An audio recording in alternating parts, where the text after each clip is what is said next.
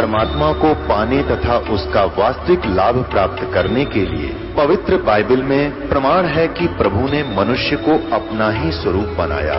6 दिन में सृष्टि रचकर 7वें दिन विश्राम किया। कुरान शरीफ में प्रमाण है कि हजरत मोहम्मद को खुदा स्वयं कह रहे हैं कि मैंने तुम्हें उस परमात्मा की महिमा बताने के लिए भेजा है। वो परमात्मा कबीर है जिसने 6 दिन में सृष्टि रची तथा 7वें दिन तख्त पर जा विराजा। उसकी खबर किसी बाखबर से पूछकर तो देखो।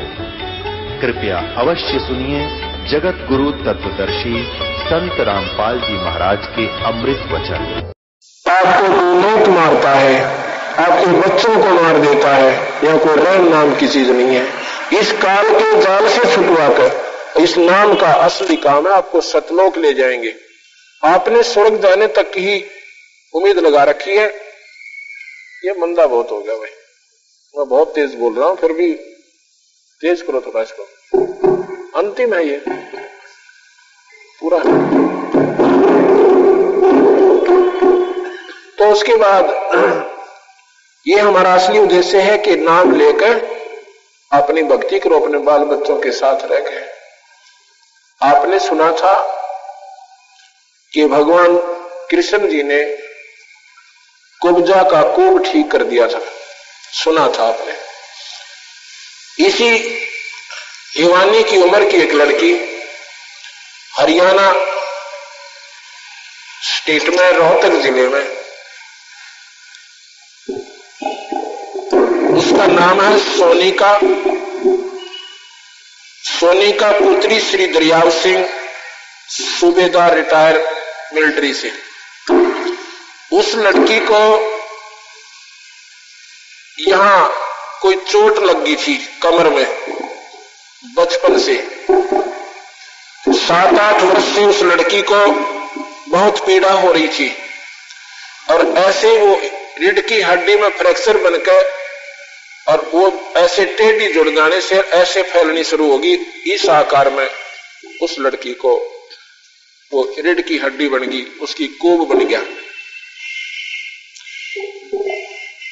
अब उसके माता पिता ने बहुत ट्रीटमेंट करवाया और डॉक्टरों ने बताया कि इसको हम ऑपरेशन नहीं कर सकते क्योंकि रीढ़ की हड्डी जो है इतनी नाजुक होती है, इसमें एक भी नस अगर कट गई तो लड़की को पैरालाइसिस यानी अधरंग हो जाएगा। और पीड़ा इतनी उस लड़की को, क्योंकि वो रीढ़ की हड्डी टेढ़ी बढ़ रही थी, वो गलत स्थान पर जाकर के उनमें नसों में घुस रही थी और उसमें इतनी पीड़ा होया करती। उसकी लड़की की गर्दन सूजी रहती थी और इधर उधर गर्दन भी नहीं होती थी। एक डॉक्टर ने कहा कि मैं, क्योंकि पीड़ा बहुत ज्यादा थी, लेकिन वो दवाइयां खाते रहते थे। वो दवाइयां इतनी महंगी महंगी खाती थी कि दवाई के असर से पीड़ा कुछ देर के लिए राहत होती थी, वो दवाई का असर खत्म होती फिर शुरू हो जाती थी। वो लड़की रातों रोया करती थी और दिन में भी बहुत रोती थी, काम नहीं कर सकती थी, 10 मिनट बैठ नहीं सकती थी। स्कूल में अध्यापक भी उससे कहते थे कि तो पीछे बेंच के सहारे जाकर बैठ जाइए। मैट्रिक में लड़की पढ़ रही थी। तो उन्होंने, किसी ने, हमारे सेवक ने उनको बता दिया कि उनके किराए पर रहते थे कि आप ऐसे करो, हमारे गुरुदेव से नाम ले लो। तो वो बोले नाम से क्या होगा कि तुम्हारी लड़की ठीक हो जाएगी। लड़की तो ठीक होगी और साथ में गधे और कुत्ते बनन पे ये पीछा छूटेगा, 84 छूटेगी, सतलोक प्राप्ति होगी। वो कहने लगी ऐसी नाम क्या होगा भाई, हमने तो सुना नहीं ऐसा। अगर ना सुना तभी तो बता रहे हैं, आप एक बार जाकर देखो। उसकी मम्मी नाम ले आई, उसके बाद वह लड़की भी नाम ले आई। नाम लेने के 4 दिन बाद ऐसे ही खुला समागम था रोहतक धर्मशाला काठमंडी में। ये सितंबर 1999 में, सितंबर 1999 में तो मैं ऐसे ही सत्संग कर रहा था। सत्संग करने के बाद मैं एक चारपाई पर बैठ गया, जाकर जहां संगत से मिलना होता है, जैसे मैं यहां बैठ जाता हूं। तो वो लड़की की मां, लड़की की नानी और साथ में जिसने उपदेश दिलाया था हमारी सेविका, वह तीनों चारों आई। लड़की की मां रोए, लड़की की नानी रोए और साथ में वह लड़की रोए। मां भी क्या दिक्कत होगी। उन्होंने अपनी सारी कहानी बताई कि महाराज जी इस लड़की को बहुत दिनों से तकलीफ है। तो मैंने कहा भी डॉक्टरों को दिखाइए, कि डॉक्टरों को दिखाकर हम तंग आ चुके हैं। ऑपरेशन बोल रखा था, ऑपरेशन कराएं तो लड़की को अधरंग मारेगा, फिर या कहीं किससे कर्म की भी कोई ना आनो कहते पीड़ा बंद हो जाएगी। और एक महंगे से महंगी गोली डॉक्टरों ने दे दी है, दवाइयां दे दी है, इंजेक्शन लगा दिए हैं। अब कहते हैं इस लड़की को आगे इससे बढ़िया ज्यादा गोली हम दे भी नहीं सकते, इसको साइड इफेक्ट होना शुरू हो जाएगा, ये अंतिम दवाई है। और वो भी निष्क्रिय हो चुकी है, वो नो रोए। मैं कहने लगा भी नाम दिलाओ फिर इसको। नो बोली जी नाम इसने लिया है। कब लिया है? थोड़ा मंदा करो।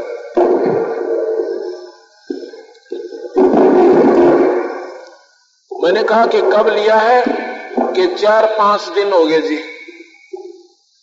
मां फिर बेटी तू नाम जाप करती है? अगना जी। फिर भाई दवाई ले ली खाई को ना, नाम जाप नहीं करी कैसे लाभ होगा? न बोली जी मेरे पर जाप होता ही नहीं। क्यों नहीं होता? ठीक है, क्यों नहीं होता? कि मैं बहुत पीड़ा में रहती हूं, मुझे नाम लेना लिया ही नहीं जा रहा मुझसे, मुझे दर्द बहुत रहता है। अब कई नादान आत्मा न सोचेंगे ये महाराज जी तो अपने डींग आप पर मारन लाग रहे हैं। एक आधी जगह सच्चाई को सामने लाने के लिए ये भी करना पड़ जाता है। डींग होती है झूठ, सच्चाई को डिंग नहीं कहते। हम नहीं कर सकते, हमारे कबीर भगवान करते हैं। हम कुछ नहीं कर सकते, हमारे कबीर भगवान कर रहे हैं। तो जी क्या हुआ? उसकी नानी कहने लगी महाराज जी इसकी कमर पर थप्पड़ मार दो। वहां भी थप्पड़ से क्या होगा? अब ठीक मैं ये चिल्ला रहा था ऐसे इसको जो है ना कमर पर थप्पड़ मार दो। वहां थप्पड़ से क्या होगा? नाम से होगा। मंदा करो थोड़ा। तो जी मैंने वैसे स्वाभाविक मां बेटी भगवान बंदी चोट ठीक करेंगे, मैंने सिर पे हाथ रख, ऐसे स्वाभाविक सभी का रख देते हैं हम तो। और एक काम करना कि भगवान गरीबदास जी महाराज की वाणी का एक पाठ करवाना। ये पाठ तो हम पुण्य करवाने के लिए करते हैं, करना तो कबीर साहब की सबक शक्ति ने। तो धर्म शुरू हो जा तो धर्म बनेगा तो हमारे कर्म भी सुधरेंगे। तो कहने लगे जी बिल्कुल करवा देंगे पाठ, और अन्य उपासना कोई नहीं करोगे, ना कोई श्राद्ध निकालोगे, ना कोई देवी देवता पूजोगे। इस पूर्ण परमात्मा की पूजा कीजिए जो गीता में लिखता कहा है कि उस भगवान की पूजा कर अर्जुन, जब तुझे जन्म मन मिटवाना है। तो ये वो भगवान कबीर साहब है भाई, ये पूर्ण परमात्मा है। आप सत्कर मानना। अगले दिन वो लड़की फिर आती है और उसका पूरे परिवार आता है। मैं सत्संग कर रहा था पर मैंने वो पहचानी नहीं, क्योंकि पहले दिन लड़की ने पैंट और वो पहन रखी थी बुशर्ट। दूसरे दिन आई तो वो अपना स्वाभाविक वस्त्र पहन रही थी जैसे लड़कियां पहनती हैं। तो मैंने नहीं पहचाना। मैं सत्संग कर रहा था कुर्सी पर बैठकर, वो लड़की स्टेज के, क्योंकि वो छोटा तख्त पर लगा रखी थी, वो लड़की 3 बार उठकर सत्संग में से और मेरे चरणों में मत्था टेक कर वापस गई। तो मैंने सोचा कि इस लड़की को, क्योंकि पढ़ी लिखी लड़की नजर आती है, एजुकेटेड है, और इसने ये ज्ञान अच्छा लग रहा है जो मैं प्रचार मालिका कर रहा हूं, इसलिए प्रभावी होकर ये लड़की आई है। मुझे नहीं मालूम था कि इस लड़की को कबीर भगवान ने यानी जीवन दान दे रखा है। जब नीचे में उतरा बैठा तो वो तीन सभी मिलकर मेरे पास आए। तो मैंने पूछा ये लड़की कि ये वही लड़की है जो काल रो रही थी, अब क्या है? अब इसका कोई पीड़ा नहीं है। हम धर्मशाला से बाहर गए थे, उसके बाद इसका कोई तकलीफ नहीं है। आज 2 साल होने जा रहे हैं, उस लड़की को कोई तकलीफ नहीं है। बोल सतगुरुदेव की। उसके कोब नहीं रहा, बिल्कुल प्लेन हो गई है। उस लड़की का फोटो भी मेरे पास है। अब ये तो है मुफ्त में। भगवान कृष्ण जो है जन्म मरण नहीं मिटा सकते आपके, क्योंकि इनके अपने भी नहीं मिटेंगे। ये कर्मदंड नहीं काट सकते, क्योंकि इनके पास कर्मदंड काटने का अधिकार नहीं है।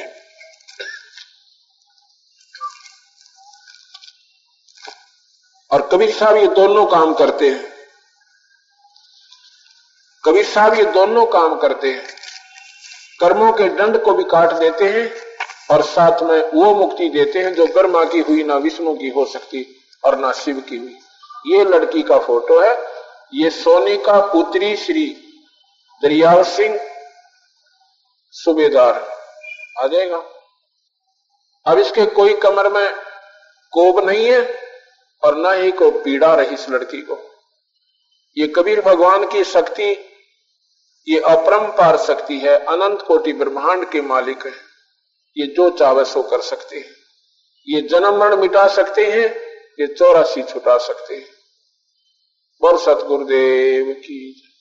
धन धन सत्य गुरु सत कबीर भगत की पीड़ मिटाने वाले। धन धन सत्य गुरु सत कबीर भगत की, अरे भगत की पीड़ मिटाने वाले। भक्त की पीड़ मिटा वाले। धन धन सत्य गुरु सत कबीर भगत की। दसी सरपन जब जा पुकारी, इंद्रमती अकोला। दसी सरपन जब जा पुकारी, इंद्रमती अकोला। आपने तुरंत करी सहाय बरूली, मंत्र सुनाने वाले। आपने तुरंत करी अय बरूली, मंत्र सुनाने वाले। धन धन सतगुरु सत कबीर भगत की। भगत की पीड़ मिटाने वाले। पीड़ मिटाने वाले। धन धन सतगुरु सत कबीर भगत की पीड़ मिटाने। दामोदर सेठ के होठ आकाश, अरज करी डूबता देख जहाज। दामोदर सेठ के होठ आकाश, अर्ज करी डूबता देख जहाज। लाज मेरी रखियो गरीब नवाज, समुद्र से पार लंघाने वाले। लाज मेरी रखियो गरीब नवाज, समुद्र से लंघाने वाले। धन धन सतगुरु सत कबीर भगत की पीड़ मिटाने वाले। धन धन कबीर भगत की पीड़ मिटाने। कह कर जोड़ दीन धर्मदास, दरस दे पूर्ण करियो आस। कह कर जोड़ दीन धर्मदास, दरस दे पूर्ण करियो आस, मेट जो जन्म मरण की तरास, सत्य पद प्राप्त कराने वाले, मेट जो सत्य पद प्राप्त कराने वाले, धन धन सत्य गुरु सत्य कबीर, भगत की पीड़ मिटाए। धन धन सत्य गुरु सत्य कबीर, भगत की पीड़ मिटाने वाले। सत्संग। अब हमने ब्रह्मा विष्णु भगवान, उनके अवतार राम और कृष्ण की महिमाओं को बहुत सुना। वो भी ईश्वर हैं, उनमें भी शक्तियां हैं, पर उनकी शक्तियां सीमित है। ये असीमित शक्ति का मालिक है, इनकी असीमित शक्ति है, इनके ऊपर कोई कंट्रोल नहीं है, इनके ऊपर कोई मालिक नहीं है। ये जो चाहे सो कर सकते हैं। जैसे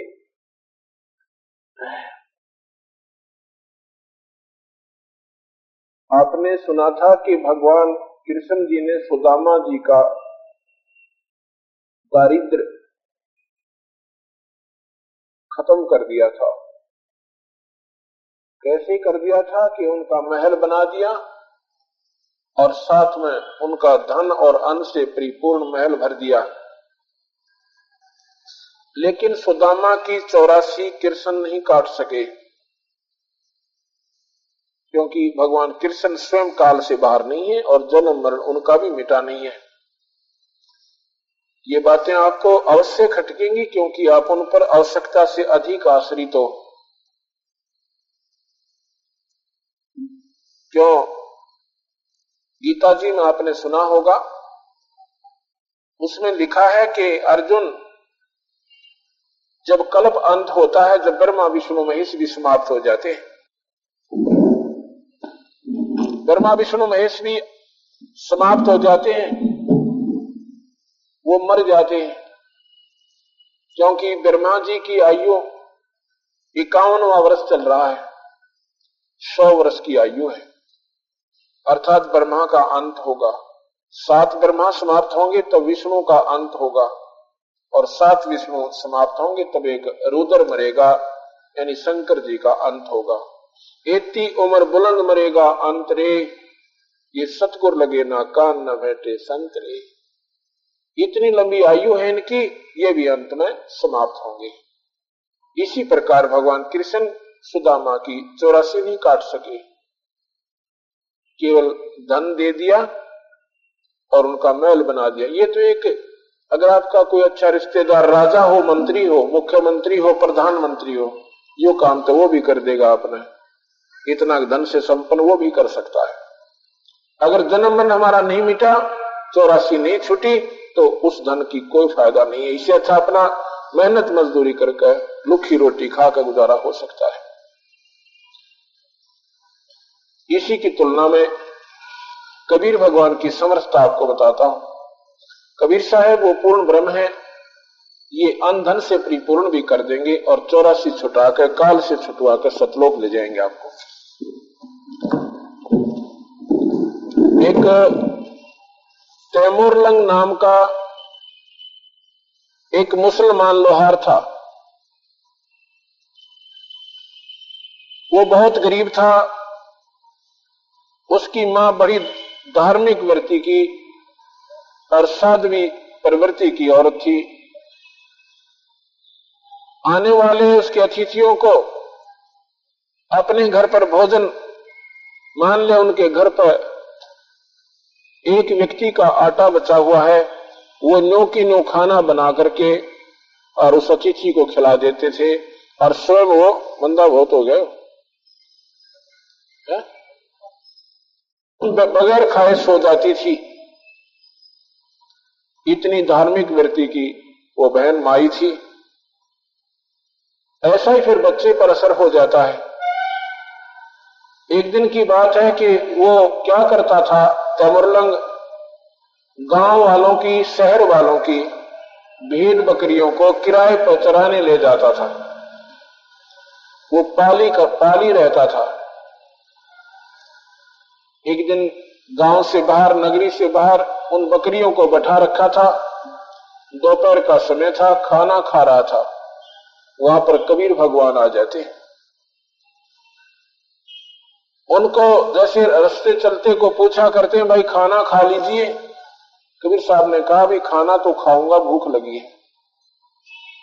तैमूर ने कहने लगा, भगवान मैंने तो रोटी खा ली है, मैं गांव से बनवा कर लाता हूं अपनी मां से, तो मेरी बकरियों को देखना आप, यहां कोई खिसक ना जाग। नहीं जी जाइए। अपनी मां के पास जाकर के तैमूर ने कहता है कि मां, एक रास्ते चलता एक महापुरुष, कोई भगत दिखाई दे से, और उनको भूख लगी हुई है, मां रोटी बना दे। अगले बेटा भी बनाती हूं। 2 रोटी का आटा बचा हुआ था। उस मां ने 2 ही रोटी का आटा रोटी बना के और साथ में थाल में परोस के पानी का लोटा लेके चल पड़ी कि बेटा मैं खाना खिला करके वापस बर्तन ले आऊंगी, तो अपना बकरियों के पास रहना, कहीं ऐसा ना हो कि किसी की बकरी गुम हो जाए, ये भेड़ गुम हो जाए, बेटा हमारे से उनकी कीमत नहीं चुकाई जाएगी, हम गरीब आदमी, बेटा ऐसे मत आया कर। तो कहने लगा, मां वो पाली है, उसको कह के आ हमारा रास्ते चलते को। पहले ईमानदार आदमी बहुत होते थे, इतनी दुष्टता थी कोई ना जो आज हो चुकी है। तो दोनों माता और पुत्र वहां पहुंचते हैं। जब वहां पहुंचे तो माई ने देखा महात्मा दिखाई देता, कोई भक्त आत्मा है, और कहते हैं संत आशीर्वाद दे दे तो मालो माल हो जाते हैं, क्योंकि गरीबी घनी थी। अब देखो निर्धन धन चाहता है, कोढ़ी काया चाहता है, और जिसका पुत्र नहीं है, निसंतान है, वो पुत्र की कामना ही क्या करता है, अंधा केवल आंखें ही मांगता है। तो उनको टोटा ज्यादा था, उनके घर में खाने को अनुपलब्ध नहीं रहता था, कई बार तो भूखे सो जाते थे माता और बेटा। तो जी महाराज के सामने खाना रख दिया, कबीर भगवान के सामने। कबीर साहब कहने लगे, माई तुमने नाम ले रखा है? अक नहीं जी, आपने नाम लेना पड़ेगा। नाम से क्या होगा भगवान? क्या हमारा टोटा दूर हो जाएगा, हमारा दारिद्र्य नष्ट हो जाएगा, हम धनवान हो जाएंगे? कहां धनवान हो जाओगे? कबीरा सब जग निर्धना धनवंता ना को, धनवंता वो जानियो जिस पर राम नाम धनो। किससे धनवान हो जाओगे, मौज हो जाएगी। तो ठीक है जी, नाम ले लेंगे, लेकिन तुमने ये मांस मिट्टी नहीं खानी। वो कहने लगी, हम तो मुसलमान हैं, ये तो हमारी परंपरा है, अगर नहीं तो मुसलमान नहीं हो। मुसलमान मांस नहीं खाते, और मांस खाते वो मुसलमान नहीं है, क्योंकि मांस खाना पवित्र आत्मा का काम नहीं होता। मुसलमान का मतलब है वो पुण्यात्मा जो कि कीड़ी तक भी ना मारे, बीड़ी शराब मांस तम्बाकू के हाथ भी ना लावे, उसको मुसलमान कहते। तो जी ठीक है, क्योंकि वो तो टोटे में दुखी हो रहे थे, नाम ले लिया। भगवान खाना खाते हैं, दोनों माँ बेटा ने उपदेश ले लिया। भगवान एक रोटी खा रहे हैं, और माई बार बार कह रही है कि भगवान ये महापुरुष हमारा दुख दूर हो जाएगा, हमारे धन हो जाएगा। महाराज जी ने क्या किया, खाना खा के एक रोटी खाई। एक वहां पर बकरियां बांधने की एक चैन थी, लोहे की बेल बोलते हैं इसे, लोहे की चैन लंबी सी जिसे बकरी बांधते हैं पतले से, उसको उठा, उसकी 4 यानी ऐसे इकट्ठी करके इतनी बना ली वो पकड़ कर मारने के लिए। उस बेल को उसके लड़के के 7 मारी, ऐसे जो प्यार में मारते हैं ना, 1 2 3 जैसे लाड करते हैं। फिर लात मारी धीरे धीरे, फिर मुक्के मारे। माई ने सोचा कि ये कोई पागल व्यक्ति है, और मैंने इसको बार बार कह दिया ना, ये नाराज होगा दिखा है। कहती है, महाराज जी मेरे बच्चे ने कोई आपको अपशब्द कहा, जो इस काल से बाहर है उस परमात्मा का यदि हम आसरा तकेंगे तो उन, जो इस काल से बाहर है उस परमात्मा का यदि हम आसरा तकेंगे तो उन पर काल प्रभावी नहीं होगा। काल का असर उन पे नहीं होगा, तो हमने ये सोचना पड़ेगा कि एक ही पुत्र और वही चला गया, अब वो माता पिता अपने समय को कैसे व्यतीत करेंगे। आप हृदय पर हाथ नहीं रखते, आप इतनी गहराई में नहीं जाते। जैसे कबूतर होता है, कबूतर जब बिल्ली आती दिखती है, दिखाई देती है, तो आंखें बंद कर लेता है और सोच लेता है कि तेरा खतरा टल गया, बिल्ली दिखाई नहीं दे रही इसलिए तू मरेगा को ना। इतनी देर में उसकी नाड़ दबा देती है, गर्दन तोड़ देती है और उसको खत्म कर देती है। हमने आंखें बंद कर रखी हैं, बिल्ली अभी गुजरात में आई थी, इधर नहीं आएगी, आंखें बंद कर लिया हमने। ऐसे नहीं हो सकता। हम उसी पृथ्वी पर रह रहे हैं, उसी आसमान के नीचे हैं जहां पर वो गुजरात वाली हमारे बहन भाई रहा करते थे, और आज उनका नामो निशान नहीं। जिस संपत्ति के लिए विचारों ने तन मन धन और अपना सब कुछ लगाकर सारा समय डिवोट कर रखा था, और आज उनके पास कुछ भी नहीं रहा। उन्हीं मकानों और उस अपनी इमारतों के नीचे, बिल्डिंगों के नीचे और सर्वनाश को प्राप्त हो गए। ये क्या तमाशा है? ये है, कबीर साहब कहते हैं कि ये काल जो है ये कसाई है। काल कसाई हसत है, सर्वलोक को खा, अंकुश निर्गुण नाम का ये सतगुर दर पकड़ा जा। गीता जी में भगवान कहता है वो काल कृष्ण जी के अंदर प्रवेश करके कि अर्जुन मैं इस समय बढ़ा हुआ काल हूं, महाकाल हूं और सबको खाऊंगा, एक को नहीं छोड़ूंगा। और हम पूजा उसी की कर रहे हैं जो काल कहता मैं खाऊंगा। अब बताइए, हम बहुत नादान आत्मा है, क्योंकि अज्ञानता, सत्संग की कमी, सत्पुरुष कबीर भगवान की जानकारी ना होने से हम यहीं तक सीमित हुए, अपने ही हिसाब से अपनी साधनाओं पर आरूढ़ हो गए। 1 लाख जीव रोज काल खाता है, वही जो 1000 भुजा का भगवान है। अर्जुन देख रहा कि हे 1000 भुजा के भगवान, आप अपने चतुर्भुजी रूप में आ जाइए, मैं आपके इस रूप को सहन नहीं कर पा रहा, मेरा दिल घबरा रहा है और कांप रहा है। अर्जुन जैसे योद्धा, भगवान से कभी डर नहीं लगता, और अगर डर लगता है तो वो भगवान नहीं हो सकता। जिस पुत्र ने अपने पिता से डर लगता है वो बाप नहीं, राक्षस है। पिता तो पुत्र को छाती से लगाकर रखता है, उसके 100 प्यार करता है, लेकिन वो पिता नहीं है जिससे हमें डर लगता है। इसलिए हम अपने पिता का हमने ज्ञान नहीं, हमारा मालिक कौन है। सभी कहते हैं कुल का मालिक एक, और फिर साधनाएं 36 सिर पे रख रखी। जब कुल के मालिक से आपका संपर्क हो जाएगा, फिर अन्य साधनाओं की आवश्यकता नहीं पड़ेगी। यदि आपका चीफ मिनिस्टर से संबंध हो जा और कोई मिला दे आपको, आपने फिर नीचे के किसी अधिकारी से मिलने की आवश्यकता नहीं पड़ेगी, उसके पास जाकर उसकी सेवा करने की आवश्यकता नहीं पड़ेगी, वो तुम्हारे पास आएगा। अगर ऐसा नहीं है तो फिर आपने ज्ञान को नहीं, ज्ञान नहीं है आपको। और प्रधानमंत्री से मिलन हो जाए आपका, क्योंकि वो supreme power of the country, तो और राष्ट्रपति से, तो फिर आपके वारे न्यारे हैं, फिर आपका कहीं भी कोई काम नहीं रुक सकता, आप पर कोई संकट नहीं आ सकता। ऐसे ही ये 3 लोक के परमात्मा हैं, ब्रह्मा विष्णु महेश, केवल 3 लोक्स ओनली 3 लोक्स गॉड। वो कौन कौन से मैंने अभी बताए थे। इसके बाद बहुत लोक है, 14 लोक तो एक ब्रह्मांड में है, जिसमें हम रह रहे हैं। ऐसे 21 ब्रह्मांड हैं और उनमें बहुत लोक हैं, 88,000 खेड़े हैं, तो उनका मालिक न्यारा है। वो कौन है? 21 ब्रह्मांड का कुल मालिक है ज्योत निरंजन ब्रह्म, और 3 लोक के कुल मालिक है ब्रह्मा विष्णु महेश,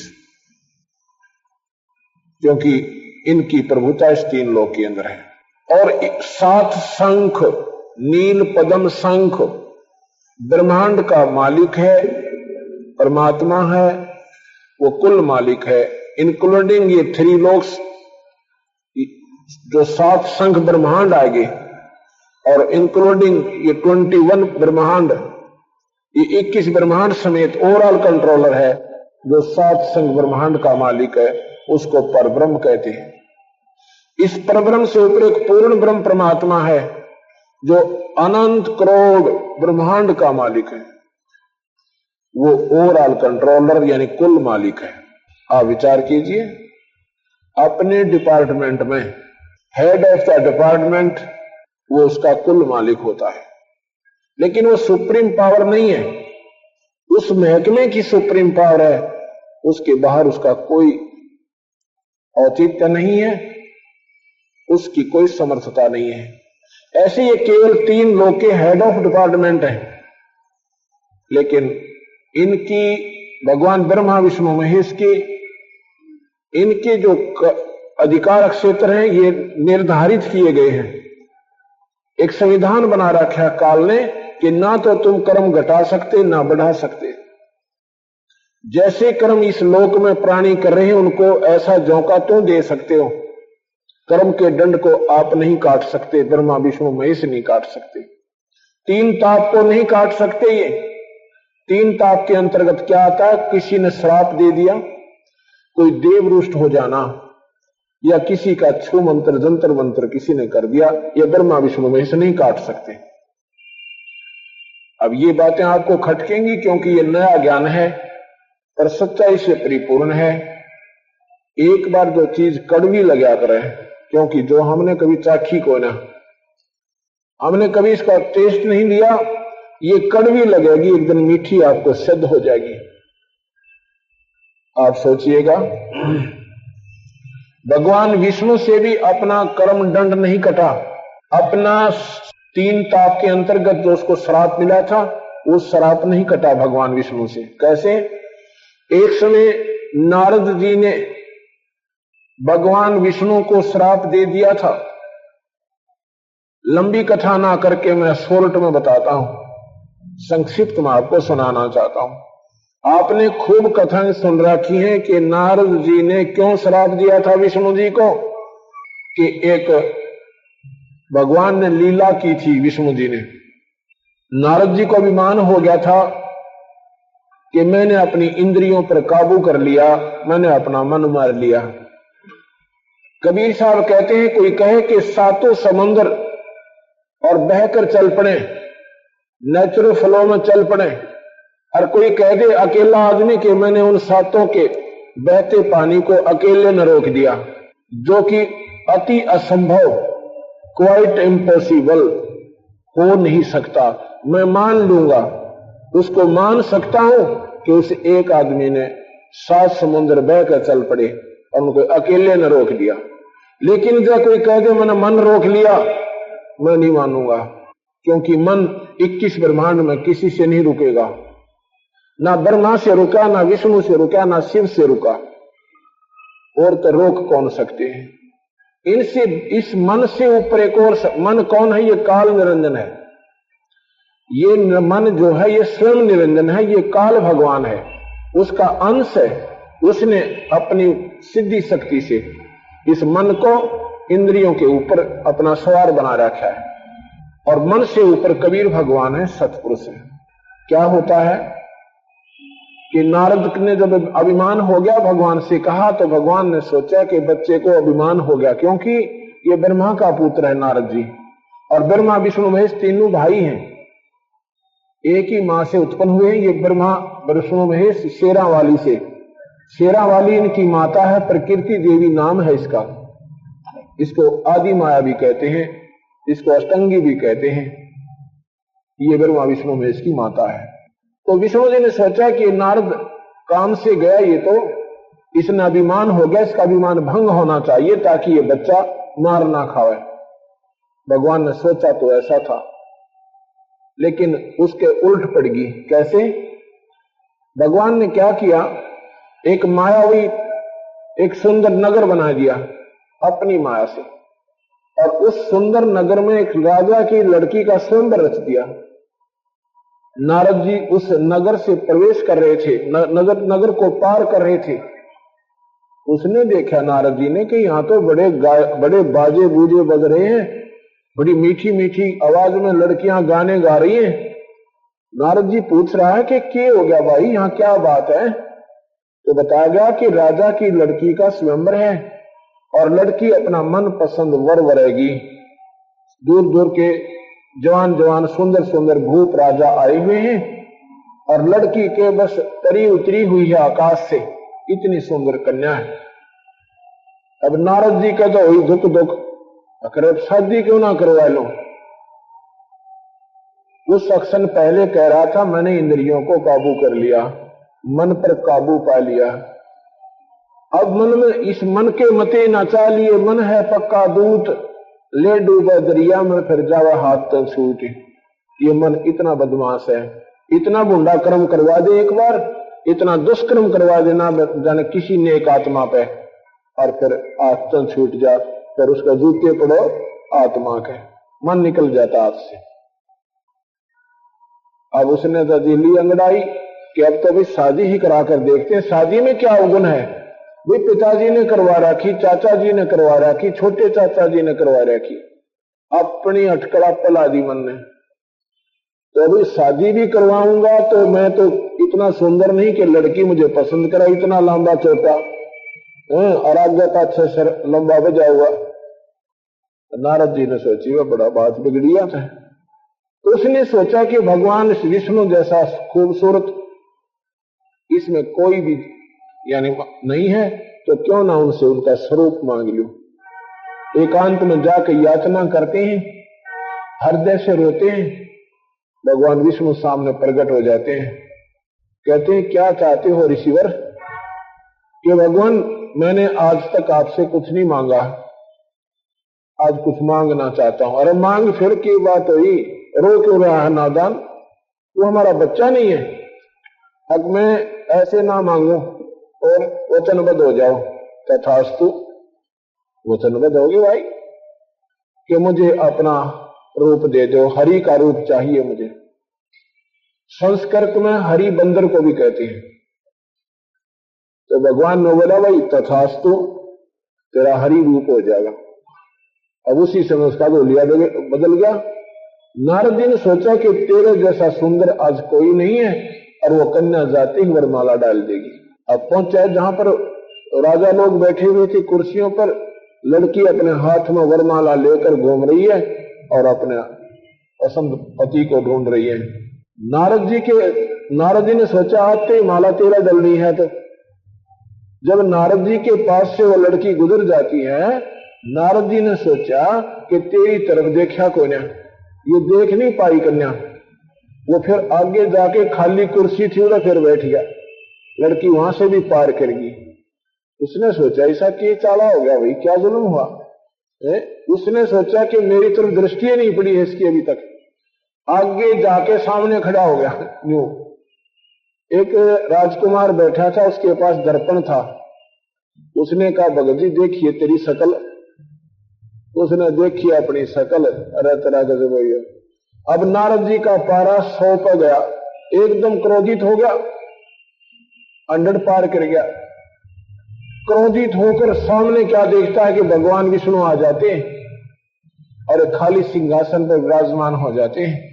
कन्या जाकर के उनके गले में वरमाला डाल देती है। अब नारद जी ने देखा अपना शकल हुलिया, जाके भगवान विष्णु के सिर पर चढ़ गया, लगा बुरी बुरी उसको सुनाने, तू छलिया है, तू कपटी है, तू सदा ही संतों के साथ धोखा करता आया है। मैं तुझे श्राप देता हूं कि आज के बाद जैसे मैं आज पत्नी के लिए रो रहा हूं, एक सारी आयु तू अपनी पत्नी के वियोग में बिताएगा। अब दे दिया श्राप नारद जी ने। नारद जी चले गए, विष्णु जी आगे। वही भगवान विष्णु रामचंद्र बनकर आए। उस नारद जी के श्राप को भोगने के लिए, उस श्राप को टाल नहीं सके ब्रह्मा, ये विष्णु जी, ये काट नहीं सके 3 ताप को, स्वयं उसके दुखों को भोगना पड़ा। अब देखिएगा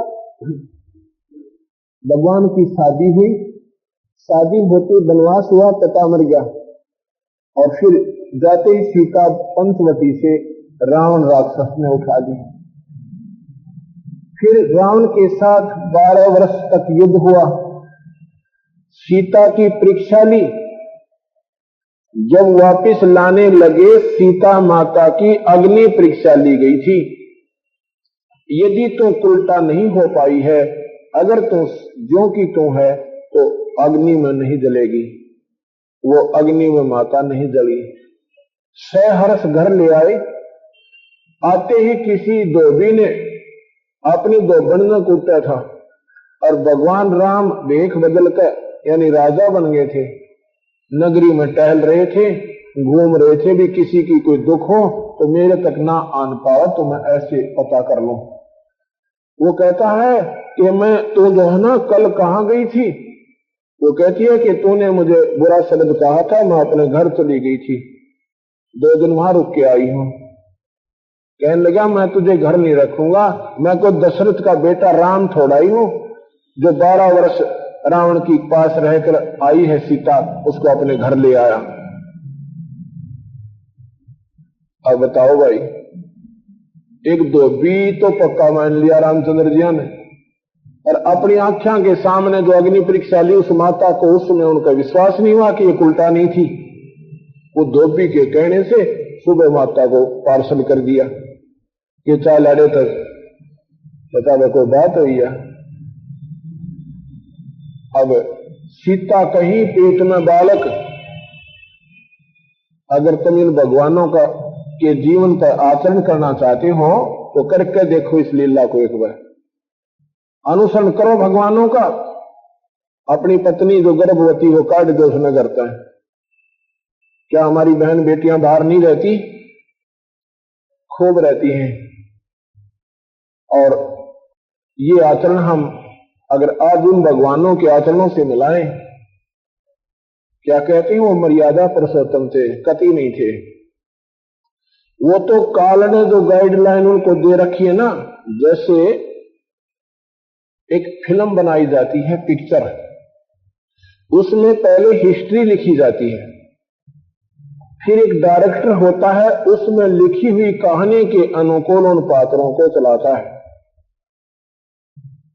उससे बाहर कदम वो पात्र नहीं रख सकते।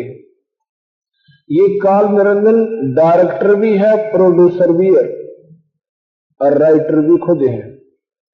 इसके ये हीरो हैं। ये जो कहानी पहले लिख दी गई थी उसके ऊपर इन्होंने चलना पड़ता है।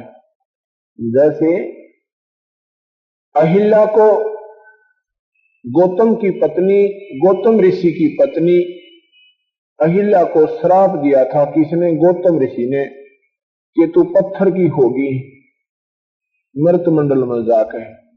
फिर वो रोने लगती है कि भगवान मेरा दोष नहीं था, वो चंद्रमा वो नीच आपकी शकल बनाकर आया था और मैं उसको पहचान नहीं पाई, ये भगवान मेरा दोष नहीं है।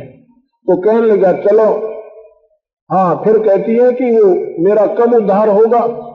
कि रामचंद्र आएगा, विष्णु रामचंद्र बनकर जाएगा, जंगल में घूमेगा, जब उसकी सीता उठ जाएगी, जब आपके ऊपर चरणों की अपनी खड़ाऊं झाड़ेगा, उसके पैरों की धूल लगेगी, जब तू वापस औरत बनकर मेरे पास आओगी। कब आएगा वो? त्रेता युग में। अब कौन सा युग है? सत्ययुग है। हे भगवान, सत्ययुग, फिर द्वापर आएगा और फिर त्रेता आएगा। कहने लगे हे मालिक, हे ऋषिवर, मैं निर्दोष हूं, आप जानी जान हैं, आप रहम करो, मेरा जल्दी छुटकारा हो जाए। तो गौतम ऋषि ने कृपा कर दी कि त्रेता युग द्वापर से पहले आ जाएगा। लेकिन होगा ऐसे ही। ये फिल्म बनी बनाई धरी है हर युग की। वो दूसरी कैसेट चढ़ा दी उन्होंने पाछे अंदर भी। तो जब त्रेता युग आया, जो की तो जो पहले कह दी थी, अर्थात इससे सिद्ध होता है कि ये कहानी पहले लिखी गई थी, उसके ऊपर इस रामचंद्र विष्णु ने रोल किया था। भगवान राम को वनवास हुआ। अहिल्या की शिला बनी हुई थी पत्थर की, उस पर पैर झाड़े, जूते झाड़े, खड़ाऊं झाड़ी और झाड़ते हुए देवी बनकर अपने स्वर्गलोक चली गई। महर्षि वाल्मीकि जी ने रामचंद्र जी के जन्म से 10,000 पूर्व रामायण लिख दी थी और ज्यों की त्यों बनी थी। इति सिद्धम कि जो करना कराना है उस काल भगवान ने, निरंजन ने इनको नचा रहा है। आप देखते हो सीता उठा ली जाती है और भगवान राम ने ये नहीं मालूम कि कौन उठा ले गया। फिर भगवान का एक भाई कहते हो तो लीला कर रहे थे। क्या की लीला भाई? जब पत्नी उठ गई, ये क्या लीला थी? हाँ, ये लीला थी कि 33 करोड़ देवताओं की बंद छुटवानी थी जो रावण ने कैद कर रखी थी। कहते हैं उसके लिए कारण बनाया था कि सीता को रावण उठावे और फिर उसके ऊपर युद्ध किया जाए। बिल्कुल ठीक है, इतनी लीला तो मान जाएंगे कि रावण ने अपनी बदमाशी की सीता उठाई, पर नारी को उठा लिया, महापापी हो गया। और शास्त्रों में लिखा है जो पर नारी ने उठा ले जाए यानी उसके साथ जबरदस्ती करता है तो उसको मार देने में पाप नहीं है। तो ठीक है, सीता उठ चुकी थी और भगवान राम साथ साथ पहुंच जाते और जाते जाते पीटवा दाब देते, उसका मार देती छाती में और ले आते सीता ने। दोनों काम बन गए थे मिनट में। नहीं, उसको मालूम ही नहीं था कि सीता ने कौन ले गया। वो तो हीट एंड ट्रायल मेथड से जैसे किसी का पशु खूजा, भैंस खूजा, 2 नोन ढूंढने जाया करें, 2 नोन ढूंढने जाया करें, क्या कौन से का सूत बैठ जा कित पा जा। ऐसे हनुमान जी ने जाकर के और सीता की खोज की। फिर बोलना बंद, विचार करना, ये क्रिटिसाइज मत समझना। हम कोई दुश्मन नहीं है किसी भगवान के, नहीं। हम इन ब्रह्मा विष्णु महेश की पूजा करते हैं क्योंकि ये 3 लोक के अधीश्वर हैं। लेकिन सच्चाई को सच्चाई समझना, इसको कड़वापन नहीं आना चाहिए। फिर तुम भक्ति करना इस सच्चाई को समझ के, आपको आनंद आएगा। अब तो आंख मीच के और लकीर के फकीर बने हुए हो। भगवान राम पर पुल नहीं बंध पाया। अगर वो समर्थ होते तो पुल बांध देते 1 मिनट में उस पर्वत सारे समुद्र के ऊपर का। नहीं बंध रहा था। 3 दिन हाथ जोड़कर समुद्र से याचना करते हैं, कहते हैं हे समुद्र मुझे रास्ता दे दो। लेकिन जब 3 दिन की याचना पर भी समुद्र टस से मस नहीं होता है, उसने कहता है कि लक्ष्मण मेरा अग्निबाण निकाल। ये लातों के भूत बाता तो नहीं मान्या करते हैं। जब लक्ष्मण ने वो अग्निबाण निकाल कर दिया, जब भगवान ने चढ़ा प्रत्यंचा पे, उसमें लकड़न लगी लपट, एकदम वो समुद्र ब्राह्मण का रूप बनाकर आता है। कहता है भगवान मुझे फूको मत, मुझे जलाओ मत। अगर मुझे जला भी दोगे तो भी आपका काम नहीं बनेगा क्योंकि ये खड्डा बन जाएगा, आप लंका तक फिर भी नहीं जा सकते। ऐसा करो कि सर्प भी मर जाएगा, लाठी ना टूटे। वो क्या है कि आपकी सेना में नल नील नाम के 2 सैनिक हैं, वो शिल्पकार भी हैं। उनको उनकी गुरुदेव द्वारा दिया हुआ आशीर्वाद है कि उनके हाथ से पत्थर नहीं, कोई भी चीज अगर वो जल में डाल दे डूबे नहीं। तो उन्होंने कहा कि भाई ठीक है बुलाओ। नल नील बुलाए। नल नील ने कहा, नल नील से कहा कि क्यों भी तुम्हारे पास कोई ऐसी शक्ति है? अगजी है। तो फिर यार निकम्मा, तुमने 3 दिन हो गए हमने हाथ जोड़े या खड़े हैं इसके सामने, तुम आए क्यों नहीं? कहने लगे जी हमने कौन आन दे आप तक, ये हनुमान कैसे और जामवान कैसे, अंगद जैसे महाबली आपके चारों तरफ घूमते रहते हैं। हम गरीब आदमियों ने की तो कोई सुने भी कोई ना हो। अगर हम कह भी देते कि हमारे पास शक्ति है, अब तक हमारी आवाज नहीं आ सकती थी क्योंकि हम सैनिक आप राजा हो। वो बोला भाई ठीक है, चल ईब बता दो, ईब कर दो, मेरी ये कृपा करो। उन्होंने पत्थर उठाए और पानी में रख दिए, सारे डूब गए। फिर उठाए, फिर रखे, फिर डूब गए। अब समुद्र की तरफ भगवान राम देखते हैं कि तो झूठ बोल रहा था, ये कहना चाहते हैं। इतने में समुद्र कहता, नल नील तुमने अपने गुरुदेव को याद नहीं किया, अगदी नहीं किया, अब नकम्यो, अपने याद करो अपने मालिक को, गुरुदेव को, क्योंकि गुरु को सर्वप्रथम रखना चाहिए। फिर उन्होंने अपने गुरुदेव को याद किया। वो गुरुदेव कौन थे? वो कबीर साहब थे। नल नील के गुरुदेव कौन थे? कबीर साहब थे। अब प्रश्न उठेगा कि त्रेता में कबीर कहां से आता? क्या कबीर साहब तो कल हुए हैं, 600 वर्ष पूर्व? नहीं, ये चारों युगों में आए हैं। ये उस समय भी थे जब ब्रह्मा विष्णु महेश भी पैदा ना हुए थे। ये निरंजन भी का भी जन्म नहीं हुआ था। ये परमात्मा पूर्ण है, ये सतलोक में रहते थे। ये चारों युगों में आए हैं।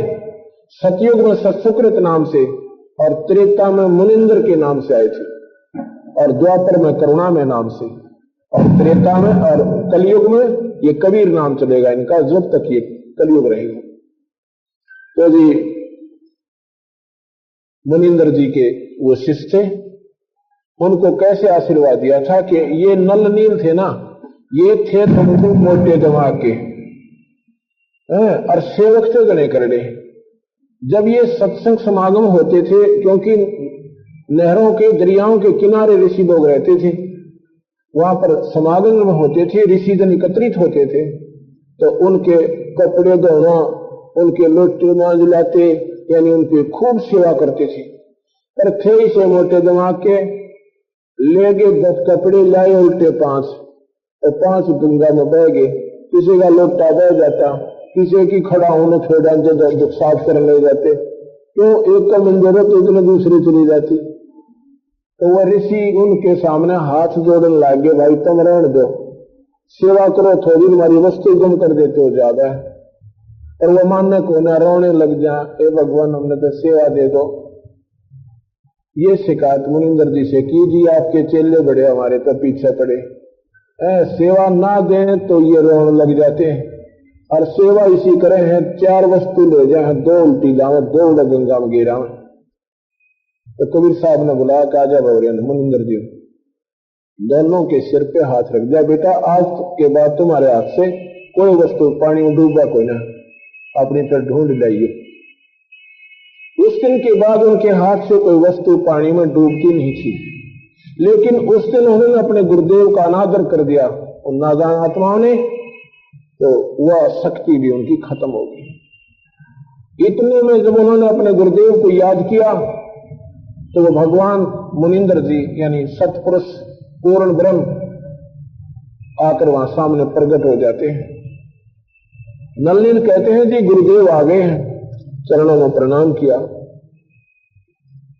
तो कहने लगे, महाराज जी ये आपके शिष्यों के हाथ में कोई शक्ति थी, वो आज काम नहीं कर रही। तो मुनिंद्र जी कहने लगे, अब काम करे भी नहीं की, क्योंकि इन्होंने गुरु का अनादर कर दिया। देखो आप लोग भक्ति करते भी हो पर मर्यादा नहीं निभा पाते, जिसके परिणाम स्वरूप आपकी भक्ति निष्फल हो जाती है। गुरु को परमात्मा के तुल्य मानकर आप भक्ति कीजिए, आपकी श्रद्धा बनी रहेगी, आपकी आस्था उनके चरणों में बनी रहेगी। अगर ऐसा नहीं मानोगे तो आपकी भक्ति बनेगी, बर्बाद हो जाएगी। कहते हैं जैसे माता गर्भ को रख जतन बना और ठेस बगैर तो क्षण हो तेरी ऐसे भक्ति।